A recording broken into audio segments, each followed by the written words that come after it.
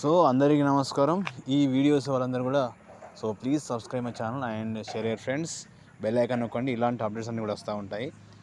ముఖ్యంగా వీడియోలకు వెళ్ళినట్లయితే డిఎస్సి పరీక్ష ప్రాథమిక కీపై 5,000 అభ్యంతరాలు ఎక్కువగా రావడం జరిగింది.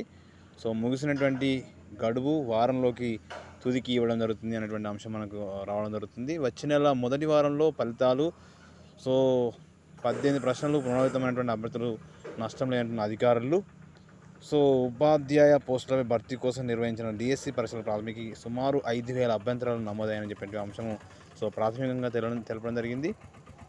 ఈ విధంగా మొత్తం మీద ఈ నెల ఆగస్టు 26వ తేదీన 26వ తేదీ వరకు మనకు ఈ రిజల్ట్ డిఎస్సి రిజల్ట్ అనౌన్స్ చేయడానికి అవకాశం ఉన్నట్లుగా మనకు వార్తా సమాచారం ప్రకారము తెలుస్తూ ఉంది.